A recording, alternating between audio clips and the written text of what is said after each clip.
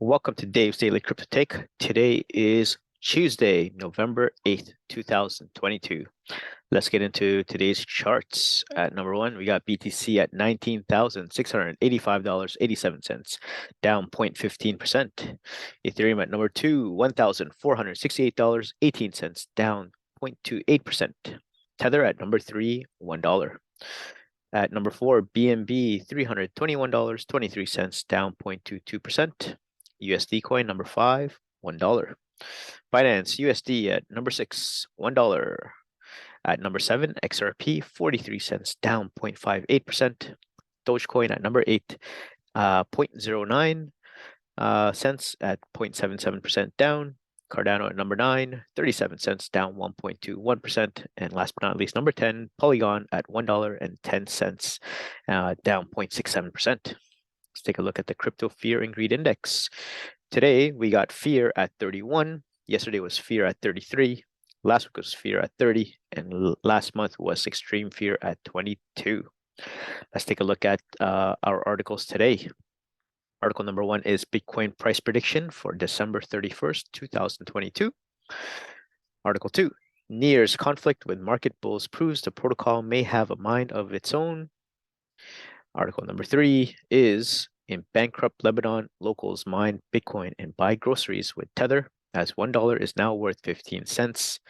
And last but not least, the main topic today is Beeple is bringing immersive 3D NFTs to Solana. All right, so before we get into the articles, just want to say thank you so much to everyone that's been messaging me saying, hey, we want Dave's Daily Crypto Take back. So again, I'm going to go back into it, trying to get daily Crypto Take content for you guys. So please subscribe, send your my channel to all your friends, family that are interested in unbiased news about cryptocurrency. All right, let's get into it. Article number one, Bitcoin price prediction for December 31st, 2022. So BTC has regained the $21,000 level in November after weeks of consolidating around $20,000. Characterized by sideways price movement, notably, investors are exploring potential signals for the asset's price bottom that would likely usher in a new rally. Indeed, Bitcoincenter's rainbow price chart is among the tools used to gauge Bitcoin's performance by highlighting the asset's past trends alongside insights into long-term price movement. The tool is also known as the fun chart, indicating the market sentiments in colored bands. The chart's prediction indicates that Bitcoin will likely regain a critical support level by the end of 2022, suggesting that the flagship cryptocurrency could potentially reclaim the $25,000 level, which lies in the basically a fire sale band. Notably, Bitcoin's current price is also operating in the zone. Furthermore, the rainbow chart trends indicate Bitcoin may have bottomed. For instance, when Bitcoin traded in the basically a fire sale zone in March 2020, the asset embarked on a historic rally that resulted in a record high of $69,000 in late 2021. Bitcoin's latest consolidation has been marked by dropping volatility with price stabilizing. So the impact of Bitcoin possible price bottom? Well, additionally, with Bitcoin trading in the $20,000 range, a section of the market believes the asset could have found the floor. If the bottom is confirmed, investors will be able to maximize their capital efficiency to gain the maximum possible upside with the least down risk. At the same time, using the Bitcoin rainbow chart calls for caution since the bands are adjusted over time to better fit past performances. Elsewhere, the color bands are following the logarithmic regression and are not part of the scientific basis. Crypto community Bitcoin prediction. It is worth noting that the crypto community is expressing bearishness for Bitcoin by the end of the year. In particular, CoinMarketCap crypto community predicts that Bitcoin will trade at an average price of $21,237 by the end of December 2022, according to data obtained by Finfold on November 5th. Price represents a drop of less than 1% from Bitcoin's value at the time of publishing. The projection is based on votes by 12,953 community members leveraging the price estimate tool. So, Bitcoin technical analysis. Interestingly, long-term Bitcoin technical analysis expresses mixed sentiments for the asset. For instance, a summary of 1 month of technicals highlights neutrality at 7 with buy at 10. Moving averages are for sale at 9, while oscillators are buy at 4. In this case, the $25,000 level is considered a critical psychological point for Bitcoin as it places the asset in line to regain the highs witnessed towards the end of last year. In the meantime, Bitcoin was trading at $21,250 by press time after several attempts to breach the level. So there you guys have it. What do you guys think about this article? Bitcoin price prediction for December 31st, 2022. Comment down below and let me know what you guys think. Okay, article number 2. Near's conflict with market bulls proves the protocol may have a mind of its own. So last month was marked by positive price corrections in the cryptocurrency market, which sent the price of alts like Dogecoin rallying by 100%, according to the data from CoinGecko. Global currency market capitalization grew by 9% in the last 30 days. However, Near decoupled from the rest of the market and posted a price decline instead. A month ago, Near traded at a high of $3.68, but eventually declined to 28 cents by 2nd of November. However, since then, its price has rallied by 10%, according to data from CoinMarketCap. This price rally coincided with the commencement of a new bull cycle toward the end of October. Observed on a daily chart, this was when Near's moving average convergence MACD line intersected with its trend line in an upward direction. Near's movements on the price chart revealed a consistent growth in buying pressure since 2 November. Furthermore, its relative strength index was 58 at press time after breaking above the 50 neutral region 2 days ago. Also, its money flow index was spotted in an uptrend at 56, indicating that token accumulation had climbed steadily. Near in Q3. In a report titled State of Near Q3 2022, Messari assessed Near Protocol's performance in Q3 2022. This revealed that the smart contract platform suffered a significant blow to its revenue within the 3-month period. Revenue on the Near protocol stood at $220,000 between July and September, which was an 82% decline from Q2's $1.19 million. Messari further found that the sharp fall in revenue resulted from a 35% drop in transactions paired with sub-1 cent transition fees. Besides a decline in revenue, DeFi TVL on the network also fell by 30% within the period under review. However, while its TVL fell on a QOQ basis, Messari found that the TVL of the smart contract platform was up 10x on a YOY basis. Near closed Q3 with a TVL of $513 million. Messari further reported that NFT sales on Near have been consistently declining since the beginning of the year. Near also registered 16,000 NFT sales and 20,000 active wallets, an even split between NFT buyers and NFT sellers. So there you guys have it. Near's conflict with market bulls proves the protocol may have a mind of its own. Comment down below and let me know what you guys think. All right, article number 3. In bankrupt Lebanon, locals mine Bitcoin and buy groceries with Tether as $1 is now worth 15 cents. Let's take a look at the key points here. Number 1, once known for a stable and investment-friendly banking system, Lebanon has plunged into chaos as hyperinflation grips the country and banks force huge haircuts on dollar withdrawals. To make ends meet in a financial system that no longer makes sense, some Lebanese are mining Bitcoin or storing wealth using the cryptocurrency. The dollar-pegged stablecoin Tether, which users trade for cash, is also popular. When Giorgio Abu Gabriel first heard about Bitcoin in 2016, it sounded like a scam. But by 2019, Lebanon plunged into a financial crisis following decades of expensive wars and bad spending decisions. A decentralized and borderless digital currency operating outside the reach of bankers and politicians sounded a lot like salvation. Gabriel was an architect living in his hometown of Beirut, a village 11 miles due east of Beirut. He had lost his job and needed to figure out another way to quickly get a hold of cash. In the spring of 2020, Gabriel says the banks were closed and locals were barred from withdrawing money from their accounts. Receiving cash via international wire transfer wasn't a great option either, since these services would take US dollars from the sender and give Lebanese pounds to the recipient at a much lower rate than the market value, according to the 27-year-old. I would lose around half of the value, explained Gabriel of the experience. That's why I was looking at Bitcoin. It was a good way to get money from abroad. Gabriel discovered a subreddit dedicated to connecting freelancers with employers willing to pay in Bitcoin. The architect's first job was to film a short commercial for a company that sold tires. Gabriel was paid $5 in Bitcoin. Despite the tiny amount, he was hooked. Today, half of Gabriel's income is from freelance work, 90% of which is paid in Bitcoin. The other half comes from a US dollar denominated salary paid by his new architecture firm. Beyond being a convenient way to earn a living, Bitcoin has also become his bank. When I get paid from my architecture job, I withdraw all my money, continued Gabriel. He then uses that cash to buy small amounts of Bitcoin every Saturday. The rest he keeps as spending money for daily needs and home renovations. Gabriel isn't alone in seeking alternative ways to earn, save, and spend money in Lebanon, a country whose banking system is fundamentally broken after decades of mismanagement. The local currency has lost more than 95% of its value since August 2019. The minimum wage has effectively plummeted from $450 to $17 a month. Pensions are virtually worthless. Lebanon's triple-digit inflation is expected to be second only to Sudan this year, and bank account balances are just numbers on paper.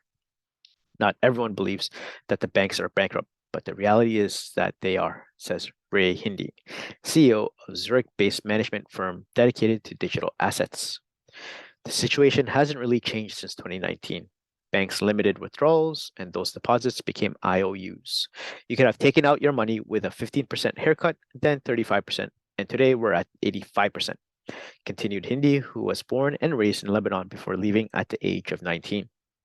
Still, people look at their bank statements and believe that they're going to be made whole at some point.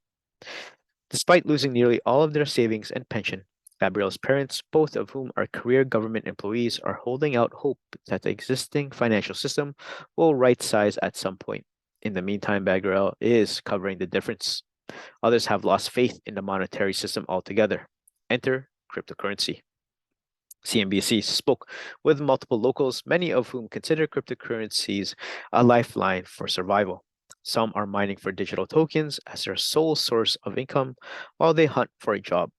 Others arrange clandestine meetings via Telegram to swap the stablecoin Tether for US dollars in order to buy groceries. Although the form that crypto adoption takes varies depending upon the person and the circumstances, nearly all of these locals craved a connection to money that actually makes sense. Bitcoin has really given us hope, Gabriel said. I was born in my village, I've lived here my whole life, and Bitcoin has helped me to stay here. The lost Paris of the Middle East. Between the end of the Second War and the start of Lebanon's civil war in 1975, Beirut was in its golden age, earning it the title of the Paris of the Middle East. The world's elite flocked to the Lebanese capital, which bloated a sizable francophone population, Mediterranean seaside cafes, and a banking sector known for its resilience and emphasis on secrecy. Even after the brutal 15-year civil war ended in 1990, Lebanon competed with the offshore banking jurisdictions such as Switzerland and Cayman Islands as an ideal destination for the rich to park their cash. Lebanese banks offered both a certain degree of anonymity and interest rates ranging from highs of 15% to 31% on US dollars. According to one estimate shared by Dan Aziz, an economist and former CEO of the Lebanese subsidiary of Standard Chartered Bank, in return, Lebanon drew in the foreign currencies that is so desperately needed to restock its coffers after the Civil War. There were strings attached. Some banks, for example, had a lockup window of 3 years and sleep minimum balance requirements. But for a while, the system worked pretty well for everyone involved. The banks got an influx of cash, depositors saw their balances swiftly grow, and the government went on an undisciplined spending spree with the money it borrowed from the banks. The mirage of easy money was further reinforced by the government putting some of that borrowed cash toward maintaining a fixed exchange rate for deposits inflows at an overvalued peg. Tourism and international aid, plus foreign direct investment from oil-rich Gulf states also went a long way towards shoring up the balance sheet of the central bank, Banque du Liban. The country is brain dead, and the subsequent boom in remittance payments sent home by the Lebanese diaspora injected dollars as well. World Bank data shows remittances as a percentage of gross domestic product peaked at more than 26% in 2014. Though it stayed high through the 2018 global financial crisis, these payments, however, began to slow through the 2010s amid unrest throughout the region and the growing prominence of Hezbollah, an Iranian-backed Shiite political party and militant group in Lebanon, alienated some of the country's biggest donors. Meanwhile, as the government splurged to try and rebuild from the civil war, the government budget deficit plunged further into the red, and its imports have far outstripped its exports for years. To try to stave off a total economic meltdown, in 2016, central bank chief Riyad Salameh, an ex-Merrill Lynch banker who had been on the job since the early 1990s, decided to dial up banking incentives. People willing to deposit US dollars earn astronomical interest on their money, which proved especially compelling at a time when returns elsewhere in the world were relatively underwhelming. Al Chama tells CNBC that those who deposited US dollars and then converted those dollars to Lebanese lira earned the highest interest. The era of easy money fell off a cliff in October 2019 when the government proposed a flurry of taxation on everything from gas to tobacco to WhatsApp calls. People took to the streets in what became known as the October 17 Revolution. As the masses revolted, the government defaulted on its sovereign debt for the first time ever in the early 2020. Just as the COVID pandemic took hold around the world, making a terrible situation worse, in August 2020, an explosion of a stockpile of ammonium nitrate stored at a port in Beirut, blamed on gross government negligence, killed more than 200 people and cost the city billions of dollars in damages. The banks, spooked by all the chaos, first limited withdrawals and then shut their doors entirely as much of the world descended into lockdown. Hyperinflation took root. The local currency, which had a peg of 1,500 Lebanese pounds to $1 for 25 years, began to rapidly depreciate. The street rate now is 40,000 pounds to $1. You need a backpack to go for lunch with a group of people, explained Hindi. After reopening, the banks refused to keep up with this extreme depreciation and offered much lower exchange rates for US dollars than they were worth on the open market. So money in the bank was suddenly worth much less. As he dubbed this new form of money dollars, referring to US dollars deposited into the Lebanese banking system before 2019, today withdrawals of dollars are capped, and each dollar is paid out at a rate worth about 15% of its actual value. According to estimates from multiple locals and experts living across Lebanon, meanwhile, banks still offer the full market rate exchange rates for the US dollar deposited after 2019. These are known colloquially as fresh dollars. For many Lebanese, this was the point at which money was just stopped making sense.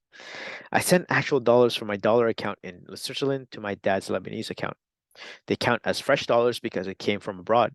But of course, my dad is running counterparty risk with the bank. Mohammed El Chama, a 27-year-old Beirut-based journalist at L'Orient Today, tells at CNBC that when the bank began instituting these restrictions, he had $3,000 in his savings account from odd jobs he did in grad school. One of my life's regrets was not withdrawing my money in full before the crisis hit. Who is studying for a master's in urban planning at the American University of Beirut.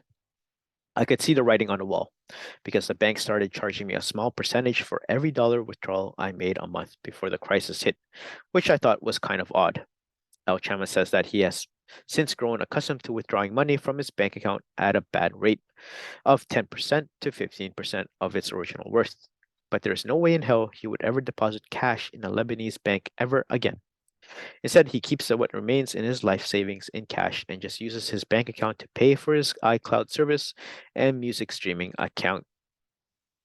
Access to his account is spotty. The banks closed again in September, and there are nationwide power cuts, which translate to limited ATM access. Bank heists in which locals demand money from their personal accounts by the force are the new norm. Some have brandished a toy gun, a hunting rifle, while others have taken hostages in an effort to access their savings to pay hospital bills. The assailants include a member of the Lebanese parliament who demanded her frozen savings for medical expenses and a former Lebanese ambassador. Gets worse over time, but the fundamentals have been bad since 2019. They haven't changed that much, said Hindi. The World Bank says Lebanon's economic and financial crisis is among the worst it's seen anywhere on the planet since the 1850s. The United Nations estimates that 78% of Lebanese population has now fallen below the poverty line. Goldman Sachs analysts estimates losses at the local banks at around $65 billion to $70 billion, a figure that is 4 times the country's entire GDP. Fitch projects inflation rising to 178% this year, worse than in both Venezuela and Zimbabwe. And there are conflicting messages from the government's top brass as to whether the country is officially bankrupt. The International Monetary Fund is in talks with Lebanon to put a big band-aid over the whole mess. The global lender is considering extending a $3 billion lifeline with lots of conditions attached. Meanwhile, there is a power vacuum as Parliament keeps trying and failing to elect a president. So, mine to earn. A little over 2 years ago, Ahmad Abu Dahar and his friend began mining Ether with 3 machines running on hydroelectric power in Zaria, a town 30 miles south of Beirut in the Shuf Mountains. At the time, Ethereum, the blockchain underpinning the Ether token, operated on a proof-of-work model, which miners around the world would run high-powered computers that crunched math equations in order to validate transactions and simultaneously create new tokens. This is how the Bitcoin network is still secure today. The process requires expensive equipment, some technical know-how, and a lot of electricity. Because miners at a scale compete in a low-margin industry where their only variable cost is energy, they're driven to migrate to the world's cheapest sources of power. Abu Dhair taps into a hydropower project which harnesses electricity from the 90-mile Litani River that cuts across the southern Lebanon. He says he is getting 20 hours a day of electricity at old pre-inflationary rates. So basically, we are paying very cheap electricity and we are getting fresh dollars through mining, continued Abu Dahir. When 22-year-old Abu Dahir said that his mining venture was profitable, he and his friend expanded the operation. They built their own farm with rigs acquired at fire sale prices from miners in China and began reselling and repairing mining equipment for others. They also started to host rigs for people living across Lebanon who needed stable money but lacked the technical expertise, as well as the access to cheap and steady electricity, a highly coveted commodity in a country with crippling electricity blackouts. Abu Dahir has also customers outside of Lebanon in Syria, Turkey, France, and the UK. It has been 26 months since they first shut up shop and business is thriving. According to Abu Dahir, he says he had profits of $20,000 in September, half from mining, half from selling machines and trading in crypto. The government, facing electrical shortages, is trying to crack down. In January, police raided a small crypto mining farm in the hydro-powered town of Jazin, seizing and dismantling mining rigs in the process. Soon after, the Litani River Authority, which oversees the country's hydroelectric sites, reportedly said that energy-intensive crypto mining was straining its resources and draining electricity. But Abu Dahir tells CNBC he is neither worried about being raided nor the government's proposal to hike up the price of electricity. We had some meetings with the police, and we don't have any problems with them because we are taking legal electricity. We are not affecting the infrastructure, he said. Whereas Abu Dahir says that he has set up a meter that officially tracks how much energy his machines have consumed. Other miners have allegedly hitched their rigs to their grid illegally and are not paying for power. Basically, a lot of other persons are having some issues because they are not paying for electricity and they are affecting the infrastructure, he said. Rawad, a 27-year-old with a marketing degree, found out about Abu Dahir's mining operation 3 years ago through his brother. We started because there is not enough work in Lebanon, he said of his motivation to jump into mining. Who lives south of the capital in a city called Barja, began small, purchasing 2 miners to start. Then every month we started to go bigger and bigger. Because of the distance to Abu Dahir's farms, Il pays to outsource the work of hosting and maintaining the rigs. He tells CNBC that his 11 machines mine for Litecoin and Dogecoin, which collectively bring the equivalent of about 0.02 Bitcoin a month or $426. It's a similar story for Salah Azat-Satir, an architect living 20 minutes south of El Hajj in the coastal city of Sidon. El-Zatir tells CNBC that he began mining Dogecoin and Litecoin in March of this year to augment his income. He now has 10 machines that he keeps with his Abu Dahir. El-Zatir's machines are newer models, so he pulls in more than El Hajj, about $8,500 a month. Al-Zatir pulls all his money out of the bank before the crisis hit in 2019, and he held onto that cash until deciding to invest his life savings into mining equipment last year. I got into it because I think it will become a good investment in the future. Official government data shows that 3% of those earning a living in Lebanon are paid in a foreign currency such as US dollars. So mining offers a rare opportunity to get a hold of fresh dollars. If you can get the machine and you get the power, you get the money, said Nicholas Shafir, University of Oxford academic studying Lebanon's crypto mining industry. Abu Dahir, who graduated from the American University of Beirut 6 months ago, has also been experimenting with other ways to get more use out of crypto mining. As part of his year-end project at university, he designed a system to harness the heat from the miners as a means to keep homes and hospitals warm during the winter months. But mining crypto tokens to earn a living is not for everybody. Gabriel considered it, but ultimately the cost of buying gear, plus paying for electricity, cooling, and maintenance seemed like a roundabout way of getting what he wanted. It's easier just to buy Bitcoin, he said. So, there you guys have it. What do you guys think about this article? A bankrupt Lebanon locals mine Bitcoin and buy groceries with Tether as $1 is now worth 15 cents. So there you guys have it. Let me know what you guys think in the comments below. All right, last but not least, let's take a look at the main topic today. Beeple is bringing immersive 3D NFTs to Solana. The world's biggest NFT artist will branch out from Ethereum to Solana via Melaplex and Render Network.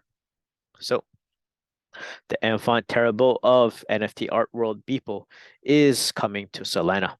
Stephen Hess, CEO of Metaplex Studios, the creator of Solana's NFT standard, broke the news today at Solana's Breakpoint conference in Lisbon, Portugal.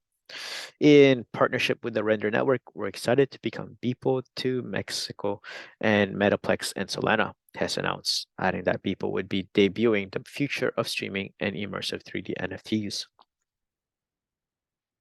Details of the collaboration were thin on the ground, with a further announcement to come on Monday, but a slide accompanying Hess's announcement provided some clues. Users will be invited to create your own unique NFT with a Beeple every day, using a randomized set of objects and time to create, and over $69 million in 2021. Beeple is already closely involved with Render Network, having served as an advisor to the platform, which provides creators with a decentralized peer-to-peer network that lets users tap into remote rendering power. In December, Render Network raised $30 million in a funding round with participants including the Solana Foundation and Alameda Research. Since its headline-grabbing $69 million NFT sale last year, Beeple has branched out into tokenized physical artwork with a kinetic video sculpture paired with an NFT and begun work on a digital art studio to host work by himself and other creators. Speaking to Decrypt earlier this year, Beeple revealed that he expects to see NFTs increasingly focus on emotional connection or utility instead of pure rampant speculation. He added that in his future works, there will be some sort of utility to having these things, and that he's interested in exploring the possibilities afforded by dynamic NFTs. So there you guys have it. What do you guys think about this article? Beeple is bringing immersive 3D NFTs to Solana. Comment down below and let me know what you guys think.